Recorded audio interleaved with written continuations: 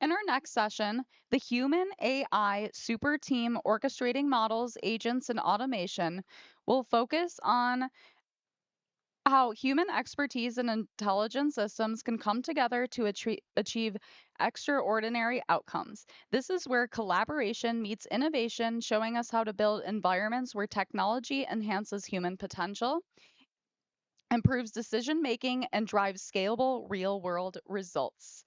Please join me in welcoming Nikole Vaughn, CEO and founder of Access AI Access IT, to the stage for this engaging session. Let's give her a warm round of applause. Okay, well, thank you for being here. This will be an interesting conversation. You're going to find QR codes laced within each of the laced in this conversation. And when you engage with the QR code, it's going to ask you to type in a question and an answer. And the first person on each slide that does that will receive an e-gift card. So keep your phones ready and keep your attention activated because it's real. This isn't a gimmick. You will receive an electronic gift card. So Access AI, Access IT, we're here to amplify human potential. We build strategy into your AI by making sure it's accessible. So my name is Nikole Vaughn, and we are going to discuss the Human-AI Superteam, where we're deploying agents, orchestrating models, and scaling automation. Now, the question for this QR code is, what did DOS mean back in the 1980s and 1990s? That's the question. So type the question and then type your answer. And the first person who does this, and this is open to anyone in the room, the first person who does this will receive an e-gift card. Next slide, please.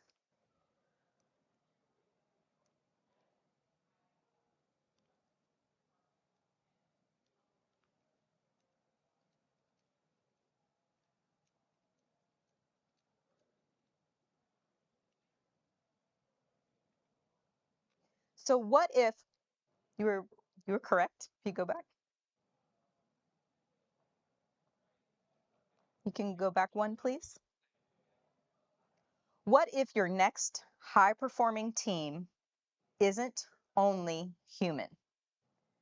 In this case, we have a human supported by physical AI. And as we know, where there is physical AI and agentic AI, and our teams, our super teams, are now combinations of humans with humanoids. So the human AI super team, we're shifting from just humans to we're in AI augmented teams. It used to be that staff augmentation meant hiring contractors. Now, staff augmentation means potentially contractors supported by agentic and humanoid AI. So we need to make sure that we're thinking of strategy as we're doing this, because we can't just start throwing random tools at people and saying we're AI built. And we also need to understand that AI can't replace anything. The humans are involved. But we do need to know that an AI-powered super team or AI-powered staff augmentation means higher performance and elevated performance. Next slide, please. Oh, we're good. So why do we need to really pay attention to this today?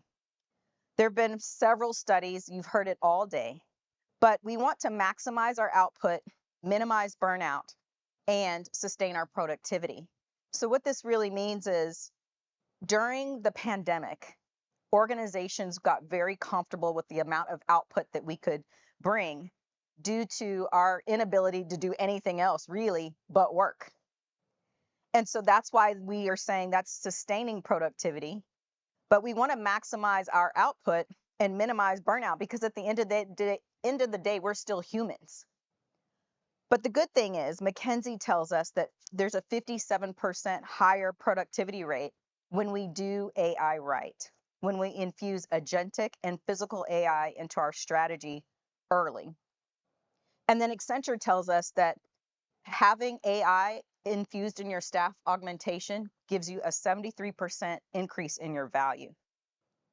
And then PwC surveyed some CEOs. They wanted to find out what the CEOs think about all of this AI hype.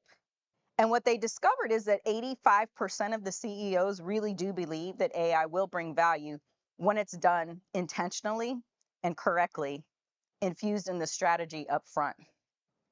And finally, Deloitte shows that if you have AI in your strategy built in correctly, that you may see a growth in your digital transformation. And when they did a survey, 88% of the organizations saw accelerations.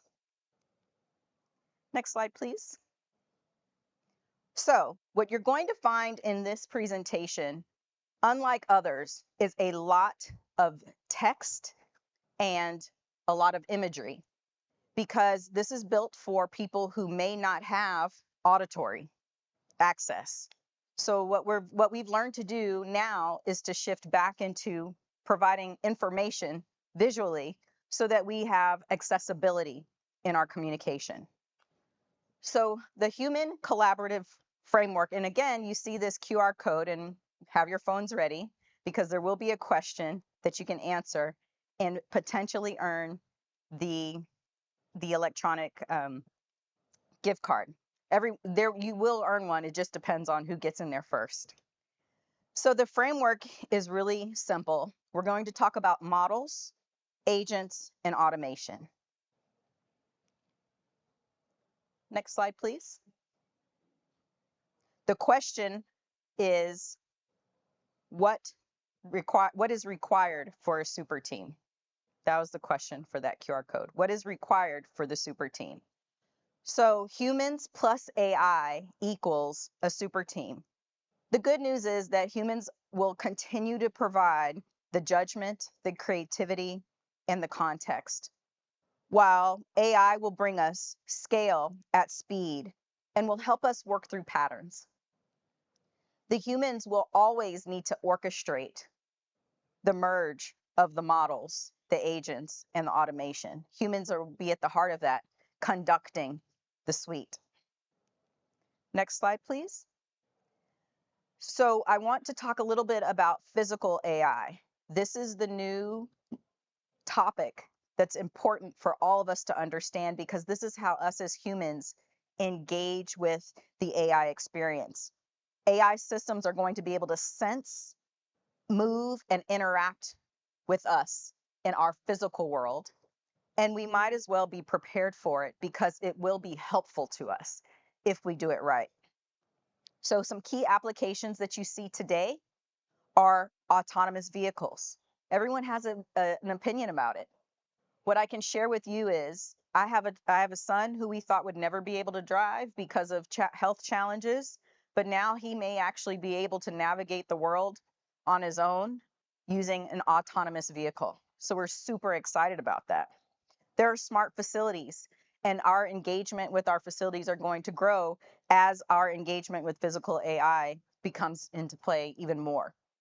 We're going to walk into rooms. It happens today. We walk in a room, the light senses us, the light comes on.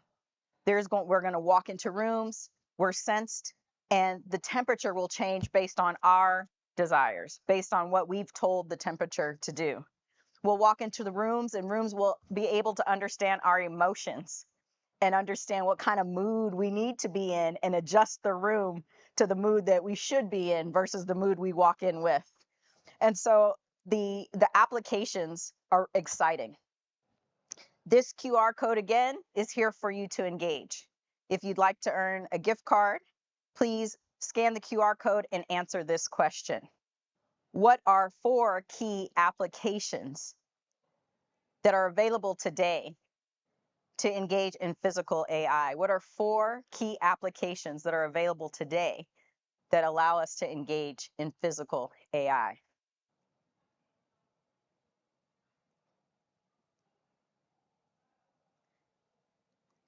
More physical examples.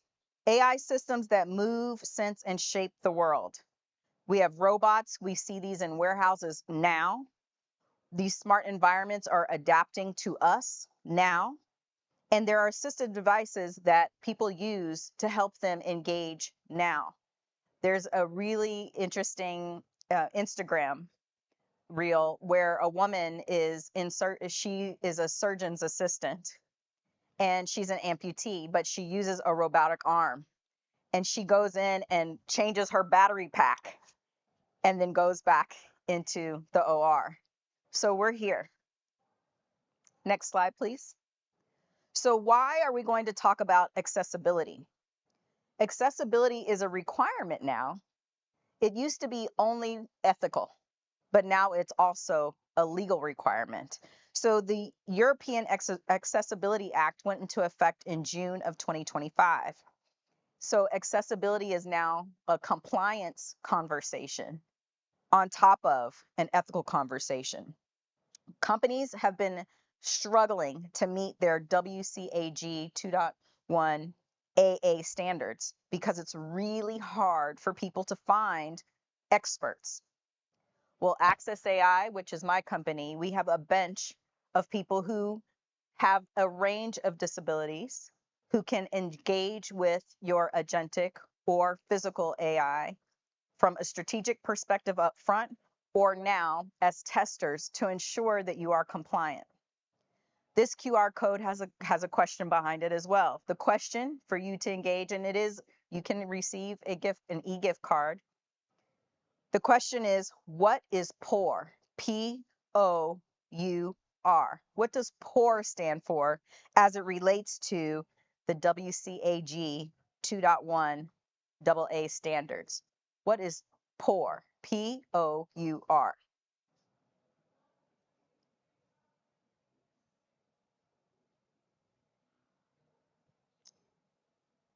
So more about physical AI systems. POUR means perceivable, understandable, operable, and robust. We are now legally required to ensure that those four areas are included in our organization when we're using technology. So who does that mean? That's all of us, everybody. Accessibility is critical because if physical AI is trained on environments and behaviors that are with a small subset group of people, then that means all of us aren't able to engage. And so we need to make sure that we are staying legally compliant so that we don't receive fines, but also so that everyone can continue to engage in the environment. Now, I also think it's important to understand this from a financial perspective. There's plenty of people who say they only want to do things because of the the correct ethical approach. But I'm telling you, money does matter. And there are organizations who have already suffered from not being legally compliant in this area of accessibility, and it's accelerating with the infusion of AI. So unfortunately, Target has already experienced a $6 million loss. Fashion Nova has experienced a $5.15 million loss. And we found that there was like a $40,000 fix, or it wouldn't have even been a fix. It would have been a $40,000 project if they would have infused someone who understood accessibility up front. But because they didn't do it, now they have these millions of dollars that they are having to pay out as a result. Now, the really cool thing that I found, again, because the money does matter, is that if you infuse accessibility, if you care about accessibility, this is a $13 trillion industry. And I didn't believe it at first. So I kept doing research, and time after time after time, this number kept coming up because there's over 1 billion people in our world who have some type of challenge that's been identified. And then there's all these services and people connected to them. So if you think about accessibility up front as you're building your AI strategy, or if you already have started down the AI path and you haven't considered accessibility, you have time. Bring in a group of people who can do some testing to make sure that you're compliant now. And I guarantee you, you're going to find that you'll have even more customers. So our hope is that there will be an inclusive future with AI. The future of AI is physical, dynamic, and embodied, and it has to be built for everyone. When we get this right, the robots will be able to read nonverbal cues. Some people don't like this, but this is where we are. They'll be able to adapt to pace and proximity. And the reason why we want to build accessibility into this now is because if you have specific engineers building for this who are like a generic height, and you have the robots who are programmed to open doors at a generic height, then there'll be people who are shorter or taller who aren't able to engage. And so that's why you want to build accessibility in upfront. Next slide, please.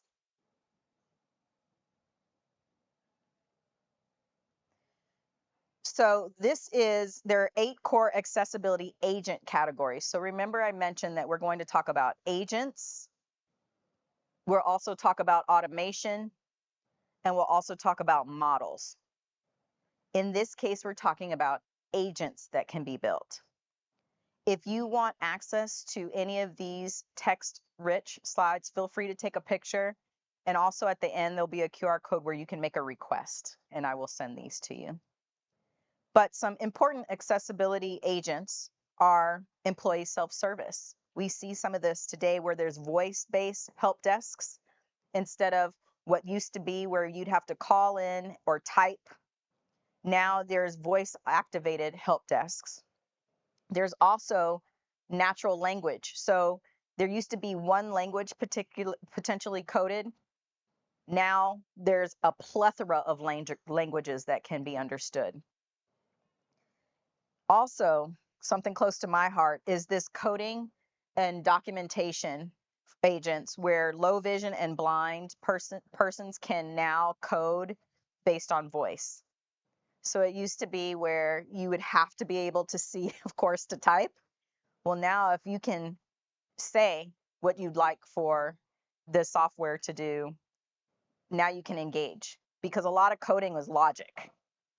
And so just because you don't have sight doesn't mean you don't have logic. Next slide, please. Again, oh, one back, please. Perfect, thank you. Now, again, these are models. The QR code at the bottom of this one is your ability to request this slide directly so I can send it to you. Sometimes when you take a picture, you don't get the full scope of all the information. So use this QR code, you make a request, and I will send this to you directly.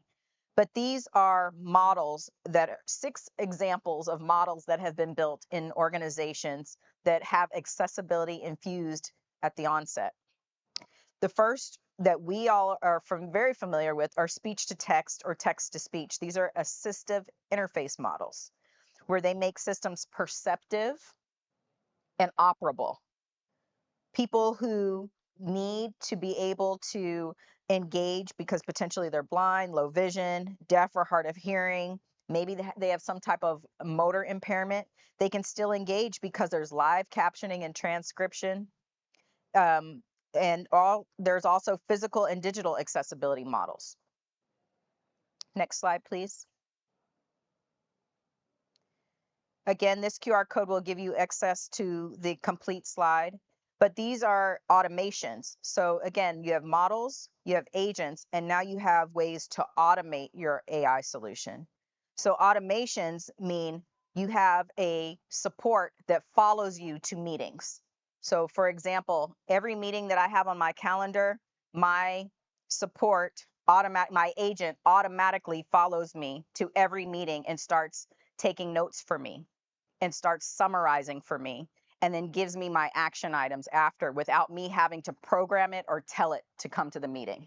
So these are automations. Next slide, please. So again, we have an ethical responsibility and there are financial benefits. Next slide. So AccessAI delivers inclusive testing. So you can contact us through the QR code at the end.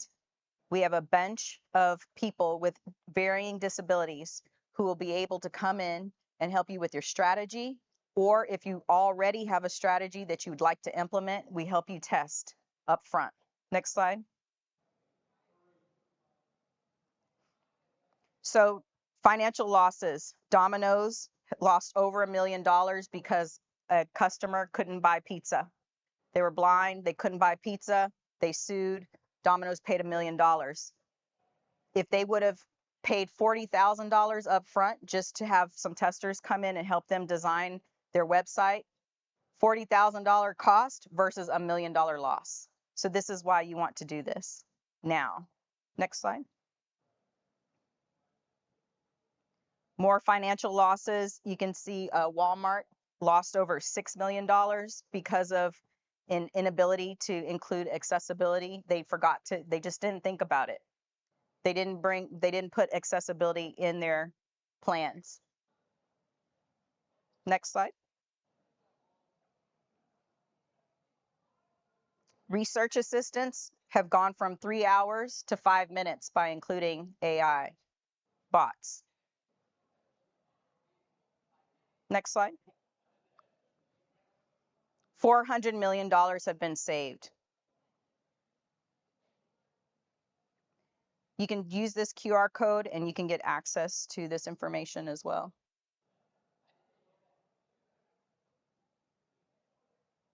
So AccessAI has a framework that we implement when we come in over the course of 90 days, and we can send that to you. And the last question here is, what does AccessAI and AccessIT do for your organization? What does AccessAI and AccessIT do for your organization? Answer that question and you'll receive an e-gift card. Thank you.